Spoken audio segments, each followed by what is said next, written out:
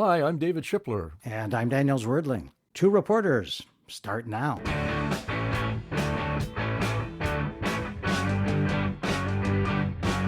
Hi, Dave. Hi, Danny. How you doing? Great, thanks. And here's our mission today. We're going to introduce you to a dynamic politician. And he's plunged into politics in just the past few years. I mean, he's passionately plunged into politics, just as everybody seems to be talking about how toxic and hopeless politics seems to be. Shekar Krishnan just got reelected to his second term as a member of the New York City Council. Shekar, welcome and congratulations. Well, thank you so much, Danny and Dave, for having me on, and really excited for our conversation today. And I don't want you to be modest. Didn't you get you got reelected by a landslide, right? No, seriously. We did. Just to be clear, you got more than 3 times, I think, the votes of the runner-up. He's nodding. He's nodding with a big smile. We can see. We want to ask you a lot of questions about your community, your constituency. I just do want to mention that when Danny and I were thinking about how we would love to interview a politician who is still idealistic, and of course he came up with your name. If you ask people, would you want somebody in your family to run these days for public office? Many, maybe most, would likely say no. And I guess I might be in that category too. I mean, what you have to go through, what you have to expose yourself to, can be really painful, it seems to me. So, Shekar, why do you want to be a politician, and why does your wife support you? With all the chaos and madness it brings. Well, I would say a couple things. One is that in order to fight for the change that we want to see in our city, here in New York, in our country, across the world, in our society, politics has a role to play. Politics isn't the end-all be-all. It's not the movement itself, nor does it lead it.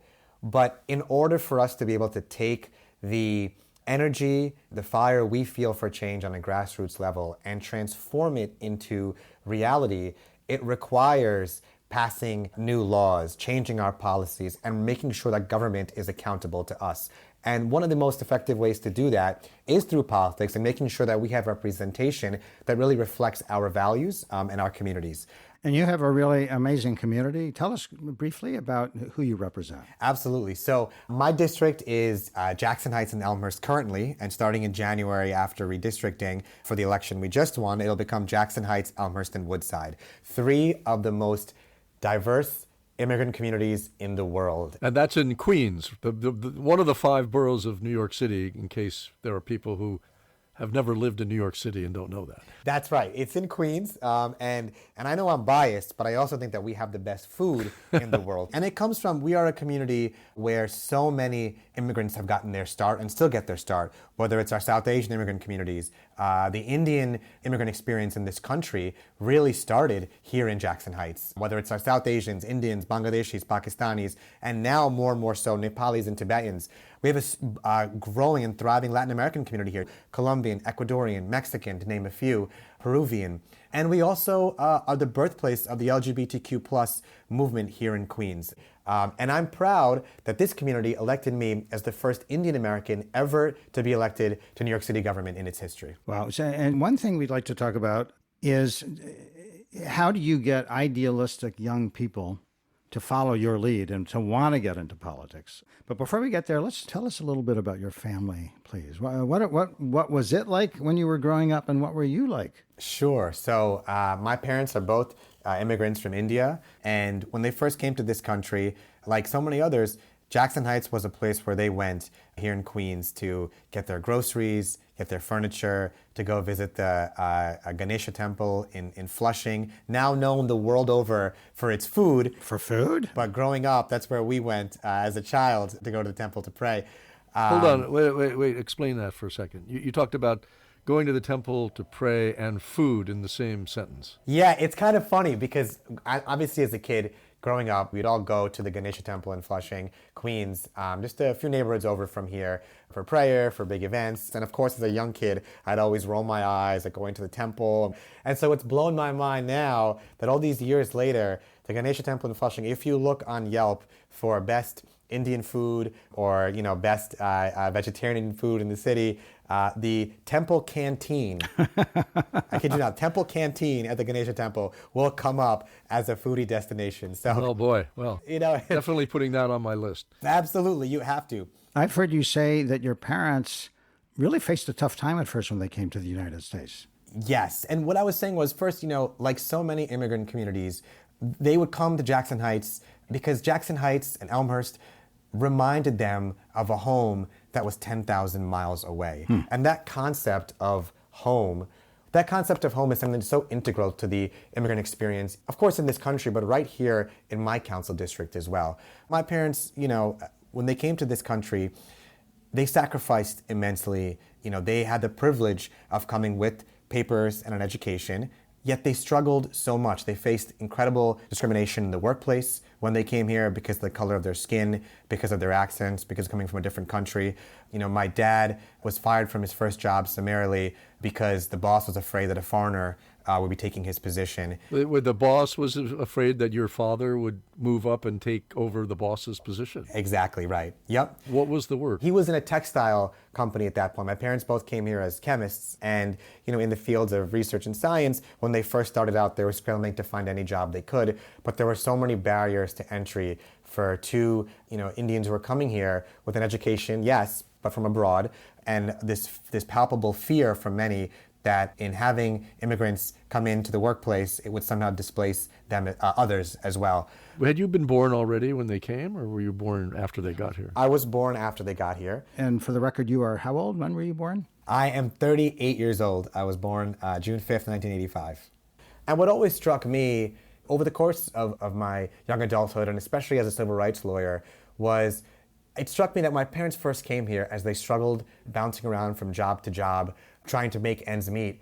They qualified for every single kind of public benefit available at the time, but they didn't receive a single one because they didn't know what they were or how to apply for them. Oh, yeah. That's a very common problem, actually. Lots of eligible people don't get the benefits. Absolutely. I saw that as a lawyer with so many clients, and now as a council member serving so many constituents in my district, many whom need and depend on public assistance, and really the fight is to make sure they get it in their language, that it's accessible to them, and it really helps them to pay their rent or support their family. And as my parents as my sister and I grew up in this country, and my parents advanced in their careers, they still faced discrimination. They still, even in the most advanced stages, my mother was responsible for discovering and isolating some of the most powerful anti-cancer drugs that are still used in hospitals as the last line of defense. Wow. Yet she would never get credit for her work because despite all the work that she put into it, they always wanted to make sure that there was someone else, a white person, a man, who was credited for the work that she had done as a woman of color. In many ways, I was struck by, and my family was, when we saw the movie Hidden Figures. Oh, about the African Americans who worked at NASA. Exactly. And my mother in particular identified with it so much because as a woman of color and a scientist in this country, she battled so much throughout her entire career to the very end for the recognition that was long overdue for the incredible, brilliant work that she's done. And that all stayed with me as I went through school and I grew up here, and eventually propelled me to go to law school and become a civil rights lawyer, starting out for about 12, 13 years before running for political office. And I should probably say, in the interests of full disclosure, Shekar, I don't know you well, but I have known your wife since she was born, and I've been a good friend of her parents for many decades. In fact, I went to your weddings, I should say plural. That's right. Because in the morning was a Hindu wedding, which was beautiful, and then in the evening was the Jewish wedding. My wife Zoe is really the star, and really the leader of our family, and the most ferocious immigrant public defender and lawyer that I know. Well, and Zoe told me that in law school, you were already, like, people called you the mayor of law school. So there were signs that you were maybe going to go into politics because everybody knew you and everybody liked you. It's. I look back at that and I'm like, it's so funny because you never know where life takes you. And after law school, you decided not to go to a huge Wall Street law firm, but you went into legal services. That's right. Yep. My background is in legal services. First starting out in an organization doing fair housing work in North Brooklyn and Queens, representing tenants in fair housing struggles. fighting gentrification, displacement in some of the most gentrified neighborhoods in this city, and eventually ending, my legal services career before going into politics, co-founding a legal services organization dedicated to this work, and for the first time, led by and co-founded by 3 people of color, all children of immigrants, which was really important to us in doing this work. And just to explain for people who don't know, legal services, as I understand it, correct me if I'm wrong, is a government-funded organization that does civil suits for people, suits against landlords and companies who discriminate and that sort of thing. Is that correct? That's generally correct. It's all civil legal services. My work focused in housing and representing tenants. But the one thing I would say is, like with so many other services, it has seen such a significant decrease in public investment from government, going back to the Reagan administration, with large cuts to legal services where there's a lot less government funding now within legal services, and we're obviously I'm trying to change that, but that is the reality, and that really mirrors, the significant disinvestments of our government in so many other services, from our parks to our public hospitals, and we'll talk more about that too. But that's the one thing I would just point out, is that there's been that decline in government funding. One of the cases which got a lot of public attention for you was, on the surface, sounds really sort of counterintuitive. You took part in suing the city because it was proposing to build a low-income housing project. Please explain. So that was one of probably the most formative legal experience in my career. My first case out of law school, it lasted 10 years. Wow. And taught me so much that I still rely on to this day as an elected official. But that was a case in North Brooklyn on the border of Williamsburg and Bedford-Stuyvesant, where I represented a coalition of 40 organizations and churches suing the city over the Broadway Triangle rezoning. The Broadway Triangle was on the border of Williamsburg and Bedford-Stuyvesant, and the housing that the city was going to build would have excluded the Black and Latino communities of that neighborhood and really accommodated far more disproportionately the Hasidic Jewish community in the neighborhood. And I take it that was because the Hasidic Jewish families in the neighborhood and in the U.S. in general have more children on average than Latinos or Blacks. Exactly. Studies show that. And the public housing project was designed mainly with big apartments, right? I mean, apartments with 3, 4 bedrooms. And the demand for such large apartments uniquely comes in the city, and especially in that area, from the Hasidic Jewish community. So many of the apartments, Latino and Black families wouldn't even qualify for it to be able to apply for them. I know that you and your colleagues fought a long, long battle with ups and downs, and as a result, the city had to rip up their plans for the housing project and completely redesign it. So all kinds of minorities could live there. Exactly. Why I think about that still, in addition to what it taught me about communities and lawyering, is that one, now the groundbreaking for the truly integrated housing that we're building, that has brought all communities together, that's just happened. And I've been fortunate to see it take place as a council member now, still working with my clients from that coalition. And two, the city council is about to pass today, actually, landmark fair housing legislation, much of which traces its roots to the Broadway Triangle struggle and what we revealed there about the city and fair housing 14 years ago at this point. And this bill that you're about to pass does what?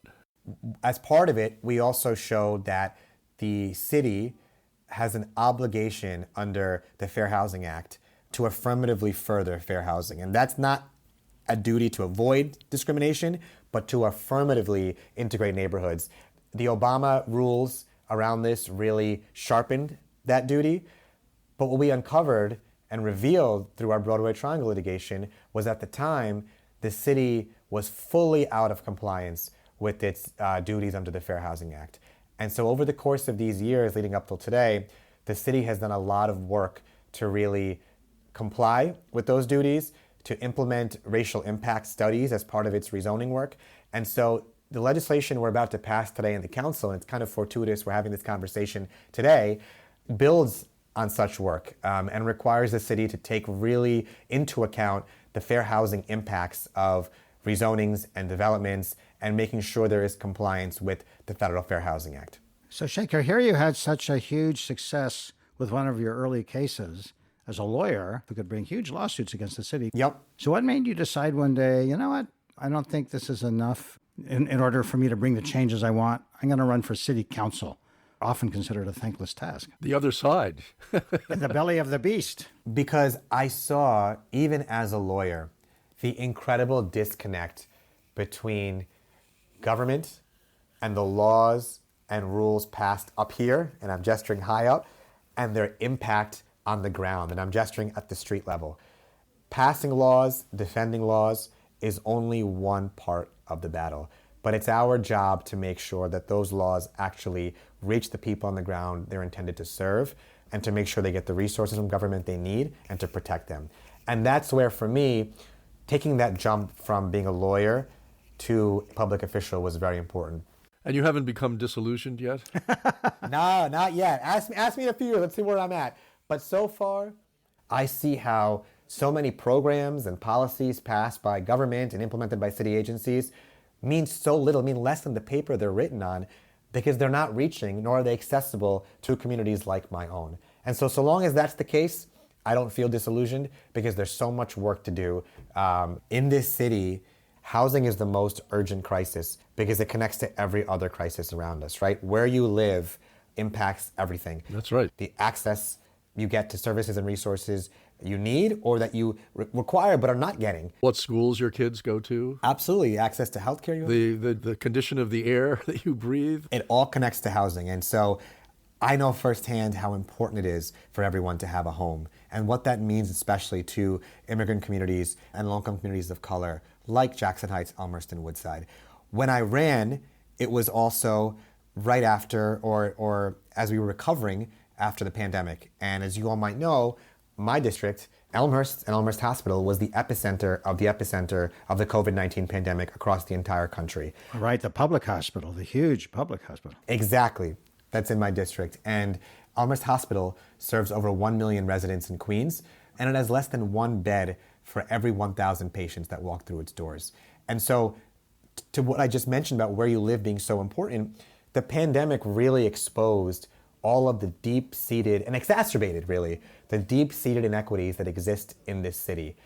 And I felt that it was important in running to make sure that when we think about the housing crisis and we think about what home means to you, that we're making sure that communities like ours, that were the epicenter of the pandemic, receive the resources and services from government that we've long deserved here in Elmhurst, Jackson Heights, and Woodside.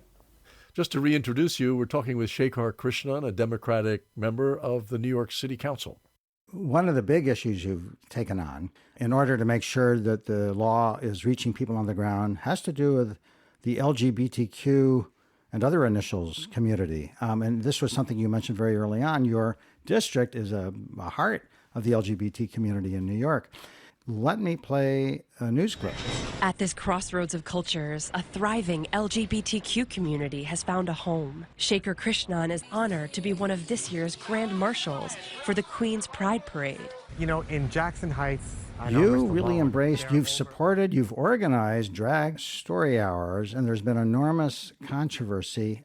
You know, we've all heard of drag story hours, but could you take us there? What is it really? So, Drag Story Hour is teaching literacy and love through children's reading at our public libraries. Children come to the library, parents bring them who want to participate in the program, and they're listening to children's books, a wide variety of different topics, all kinds of children's books. And it is a drag artist who's reading to them, and in doing so, really teaching them about how we learn to embrace everyone and celebrate everyone for who they are. Values that every child must learn if we're ever to progress as a society, if we want to have the tolerant society that we truly need. So just to kind of convey concerns by some parents, I guess, isn't it upsetting for little kids to be going to a story hour where a man dressed as a woman is reading stories to them? I mean, is that, you think there's a problem there at all for kids? No, absolutely not. You know, I think this is a point that I think we have to be really clear about, which is gender expression as a form of storytelling goes back for centuries through Shakespeare, Kabuki theater. There's so many examples. And Okay, wait, because I never studied kabuki, but I know Shakespeare used men to play women's roles. exactly. And across the world, across cultures, you'll see so many different examples over centuries of gender expression being incorporated into storytelling. And so if you go to a drag story hour and you see how much fun the children have as they simply hear a story being told in a very lively, fun way by a storyteller that engages the children. They're not thinking about any of these kinds of misconceptions and judgments that we as adults place on all of these things, which is literally, again, about teaching inclusion through literacy. But all that led to some freaky protests. I mean, there were scary protests. Protests over Drag Story Hour at public libraries have been tense, and on Monday they went beyond a library, popping up at the home of City Council member Shekar Krishnan.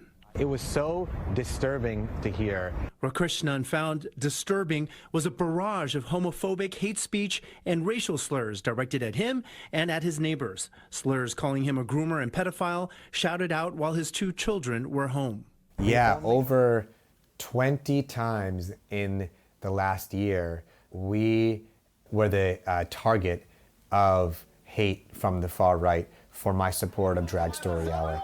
Events like this recent protest in Jackson Heights, attended by the white supremacist group Proud Boys, flashing what they believe to be their signature hand signal, in this case followed by a Nazi salute. Some of the most vicious kinds of homophobia and transphobia that I could think of, scrawled in chalk, in permanent hardened writing on our streets in front of our office or my home. This must have had a huge impact on your wife, for example, and your children, to have hate mongers outside the house. How did it affect them? You know, I think that one of the most difficult parts of this job, of course, is, you know, how to balance all of the, you know, as a dad of 2 young children. How old are they, Shekar? Now they're 8 and 5. And a wife who's also a full-time working parent, an incredible advocate too.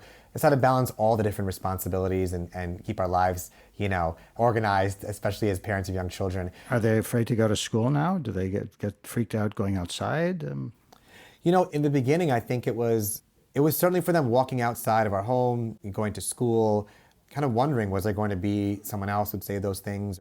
It deeply concerned me and shocked me that my children and my wife had to be exposed to such hate, to see it scrawled outside on the street, to hear them ask me, Daddy, who's that outside our windows? What are they saying? Why are they saying those things about us and about you? And downright to the point where, you know, at some moments, even when I wasn't home, they would be outside our doorstep with my children and wife at home. And that's incredibly scary. Made them ask a lot of questions, and questions that they shouldn't have to really ask or be exposed to at that age. And what did you tell them?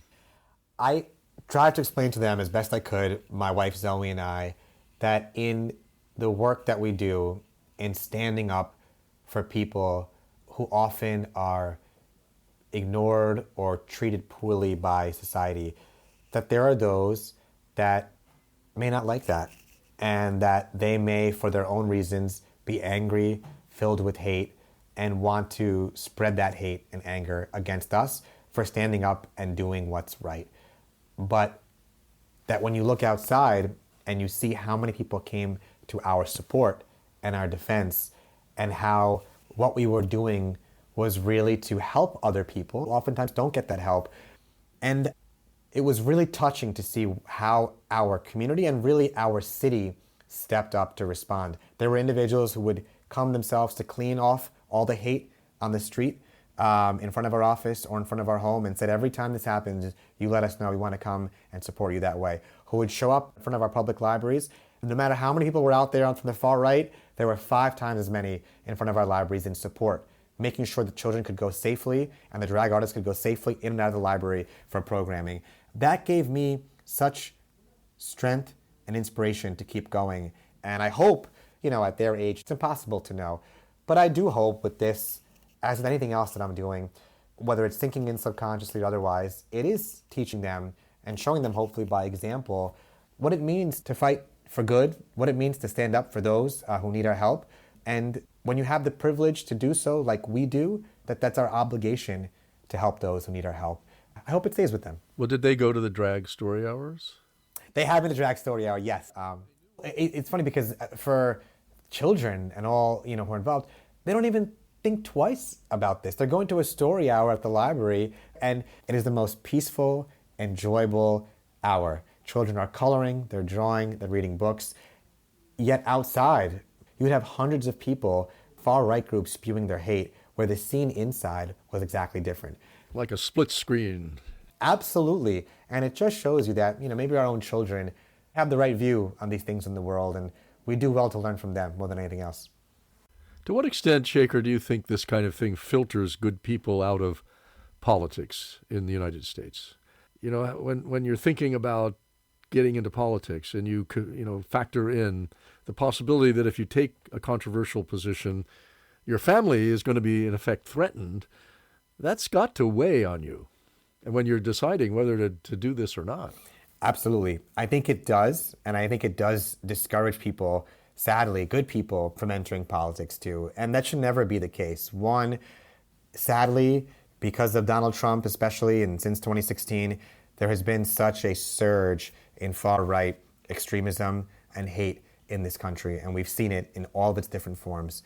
And when that kind of hate enters our politics and becomes mainstream, and then on top of that begins to affect family and children, my staff in my office, it also concerned me a lot too. They'd come to the office and jeopardize the safety of my staff as well. Absolutely, it crosses multiple lines at that point, and that's an understatement. So talk to young people for a moment and tell them why they should get involved. Well, the truth is, as difficult as these fights can be, as pernicious and jarring as the hate can be, the only way that I think we can ultimately prevail in the values that we believe in the kind of society we want to be that celebrates our differences and our diversity, we need people who believe in those values to step forward. Otherwise, those kinds of forces, those harmful forces, become mainstream. And history is replete with examples of people who have really faced down even more violence and hate than we're even seeing today. And Drag Story Hour is the best example. We've been able to stamp out that hate in our community, not by stepping back or being dissuaded from turning out at our libraries, but exactly the opposite. It's a good example because it gives you some sense of hope that the groundswell of good people in this country, not just in your district, not just on LGBTQ issues, but also generally speaking, will prevail in the end. Going back to the beginning of our conversation, that's exactly why we can't see politics, electoral politics, as the end-all be-all. What we're really talking about are movements. It's about galvanizing our communities, our grassroots energy, and you harness that to make change at a higher level. At a very basic level, what we experienced in Jackson Heights at Drag Story Hour and how that was beaten back was people coming together and creating change together. And through that, you have electoral successes, you beat back hate, but it really starts from in our own neighborhoods, organizing and building movements together.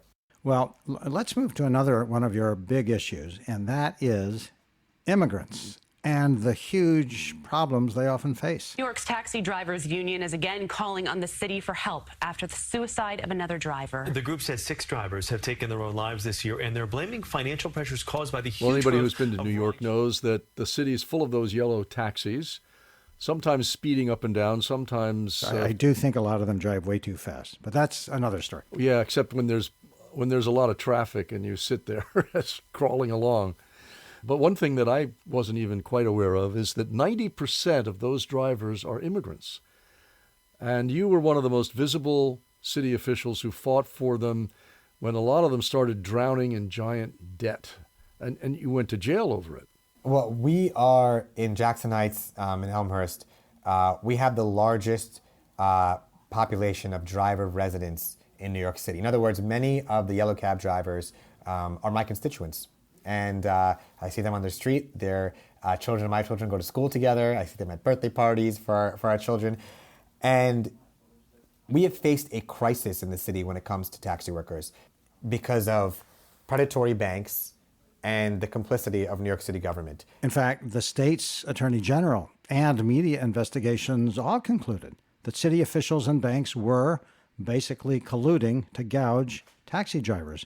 And as I understand it, correct me if I'm wrong, if you were an immigrant, the city said, drive a yellow taxi and live the American dream. You'll make good money. But to do that, you had to buy what the city called medallions. Exactly. It's effectively a license. And they were restricted. And because of that, the prices of the medallions went up incredibly. In fact, I've read that many taxi drivers had to borrow $500,000 or more just to buy these medallions, these licenses. So the city was getting tons of money to help its budget, and the banks were making tons of money because they charged wildly high interest rates. So now I'm a driver, and I owe so much money to the bank on these extraordinarily deceptive terms. My house is up as collateral. Oh, you put your home up as equity. And the medallion is worthless. Because what happened was, with the advent of Uber and Lyft, as more cars flooded the streets, the value of the medallion dropped significantly. And drivers lost not only their homes, not only their ability to send their children to college, but many committed suicide, lost their lives over exactly this issue.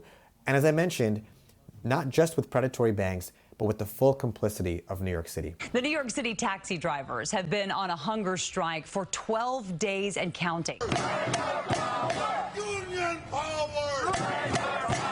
About 25 New Yorkers joined city taxi drivers taking part in a hunger strike in front of City Hall Sunday. For weeks, the cabbies have been speaking out against the city's medallion. And I joined them for a day of solidarity on that hunger strike as well.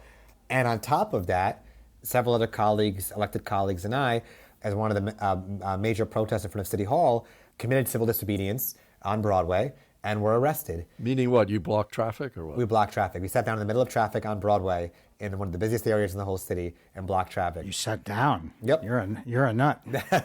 Did taxis stop for you? In fact, the most touching thing was coming out of the precinct, the taxis picked us up and took us back to City Hall. Oh, really? To celebrate with the drivers. Oh, great. But what an incredibly uplifting win and story. Totally. This battle has an uplifting ending for once. The city and banks agreed to forgive most of the crazy loans, not all of them, but most. And now, I take it you're trying to help Uber and Lyft drivers, right? Yeah, and you've introduced bills to make sure they get decent pay and to protect them from getting fired unfairly. So there's more fights to come, but the drivers gave me and still give me so much inspiration. I'm just so proud and inspired and humbled. I guess it's not surprising that justice for immigrants is one of your constant themes. Your district is heavily an immigrant community. Your parents immigrated from India.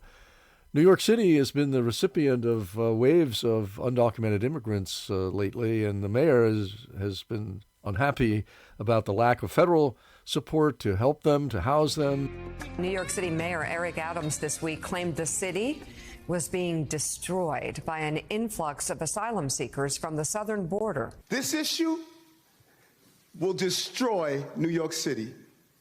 Destroy New York City. Really strong words. I want to be very clear about this. We are in New York City, a city of immigrants. Immigrants are the essential workers that carried our city and this country through the pandemic. And we need to make sure that as asylum seekers who are coming here, fleeing torture, persecution, oppression in their home countries, that they come and they receive humane support, resources. There's no doubt there's a role for everyone to play in every level of government, city, state, and federal. But what I find really abhorrent is that in the face of asylum seekers coming here who need our help so desperately, our city government under this administration with Mayor Eric Adams has really looked to cut the very kinds of social services that asylum seekers and many other low-income New Yorkers depend on. More about the steep budget cuts coming from Mayor Eric Adams, calling for 5% cuts in every department, including public safety. Good morning, Dan. Well, the budget cuts are far-reaching. We're talking every city agency will be impacted, and this goes into effect immediately. Adams says the migrant crisis is to blame as it when you cut back on services and on public benefits, that means at the end of the day that family, that mother, sitting in housing court all day for an eviction case that should never have been brought in the first place, who doesn't have access to a lawyer, is on the verge of a spiral of homelessness and eviction simply because she couldn't obtain public benefits from our city government that she desperately needs. And just to clarify, the mayor, Mayor Adams, is a Democrat, and you are too, yet you guys are far, far apart. Exactly. You cannot cut your way to prosperity. You have to actually invest in the services and benefits that so many New Yorkers depend on. But also on the ground, finding ways to connect immigrant New Yorkers and asylum seekers with services. We've done it here in Jackson Heights and Elmhurst. We held an immigrant resource fair for asylum seekers last fall, and it stays with me, where it was one of our local public schools. It was pouring rain, and there were over 300 asylum seekers lined up down the block. It started before the doors even opened, ready and waiting for services. You mean here's how to get housing, here's how to get help paying utility bills. How to obtain a cell phone even. But these are just examples of what we're doing in Jackson Heights and Elmhurst to show that immigrants are welcome here, that we support them. That's the kind of work that I want to see from City Hall. It is not a crisis of migrants that we're seeing. It's a crisis of leadership. We need to be investing in our services, not cutting from them. So Shekar, being realistic, how can the city really afford to do that? I mean, it would cost a huge amount of money. Where's that money coming from? When it has so many other demands. The fact of the matter is, the Adams administration should have started by looking at all the waste in city government instead of cutting from the services that New Yorkers need. So, for example, they have spent so much money on contracts for shelters for asylum seekers, shelters that are inadequate, but tons of money spent through no bid processes for contracts that are just extravagant how much money they're spending as a city with no oversight. So, Shekar, I know that you have to go in about 15 minutes to an actual city council meeting. But before we wrap up, I'd like to hear about one more issue. You are the chairman of the New York City Council Parks Committee.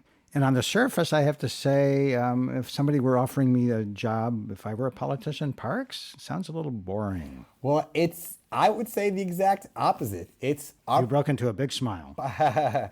Because I know, especially as a parent of young kids, how essential our parks and green spaces are. The mentality that we need to really shift from is seeing parks as luxuries or privileges, but rather necessities.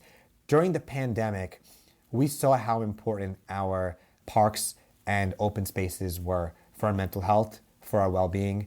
We also know that communities like my own, communities of color, have some of the least amount of green space in the city. In fact, my district ranks 50 out of 51 council districts when it comes to green space. Yikes. And we were the epicenter of the pandemic nationally.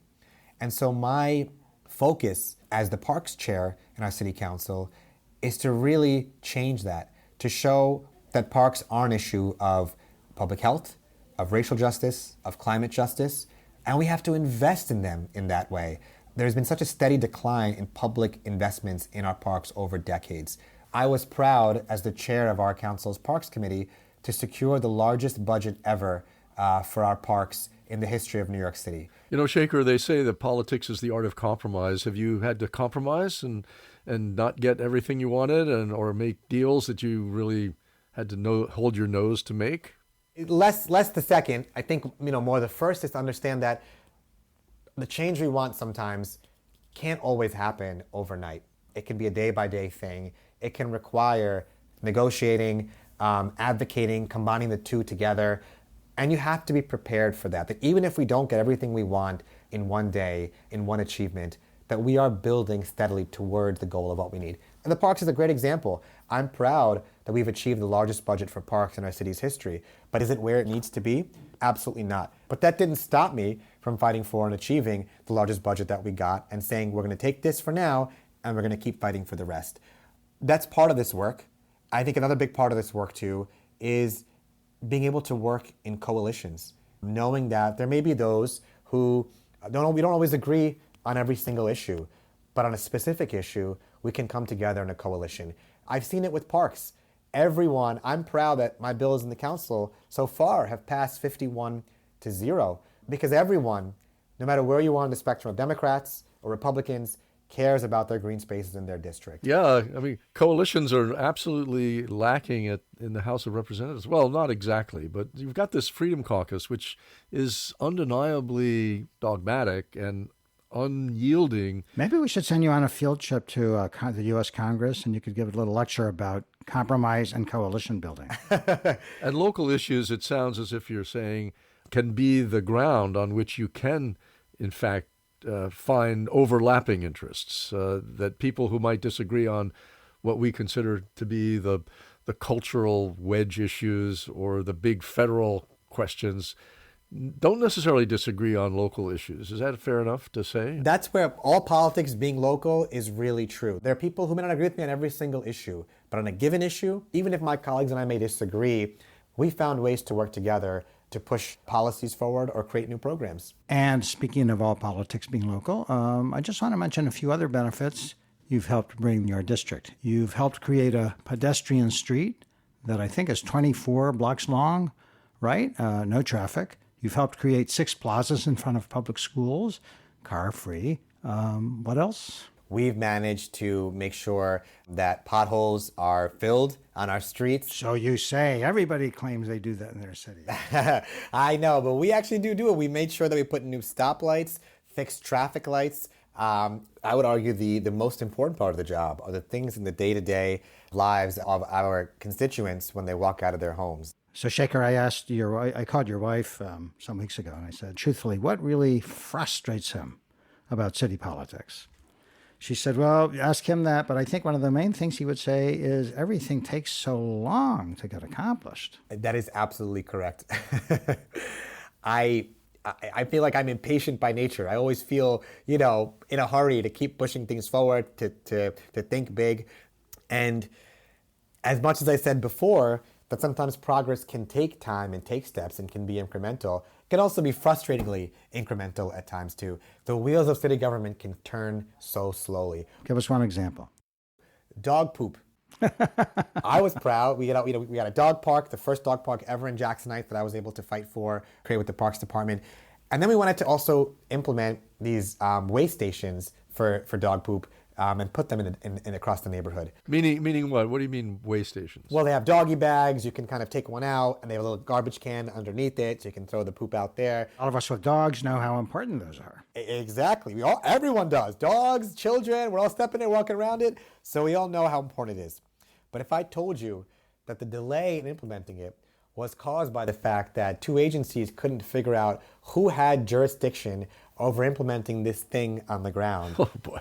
Oh, jeez. I don't know if you'd believe me, but that's what happened. How long did it take? This was secured in our budget back on July 1st. It's now middle of November, and they're about to go on the ground, hopefully very soon. But it took some time for us to really advocate to get them put in. That doesn't sound like a hugely long time, 4 or 5 months or whatever. In my world, it's a long time because we allocated the funding for it many months ago, and I would love to have seen them yesterday. So, Shekar Krishnan, I think we should wrap up with what is kind of an obligatory question, and you're going to want to give an obligatory politician's answer, but we hope you give a more truthful one. What do you see coming in the future for you? You're not going to be on the city council forever. What's in my future? Well, I'm going to leave this office, get on the train, and head to City Hall. You're supposed to say, no, I'm only focused on the needs of my constituents. But I think if you plan these things in a way where you're charting out your next step and where it can go, you're doing it wrong. Interesting. I'm comfortable taking big risks, accepting the possibility of losing. I think one of the most freeing things you could do in this work is to put aside thinking about the future and just focus on the job and putting one foot in front of the other. And I think, when you do that, you can see you can walk pretty far and do a lot of good during that time. But wait a minute, you're 38, 12 years from now, you'll be 50, perfect age to run for president. President of what?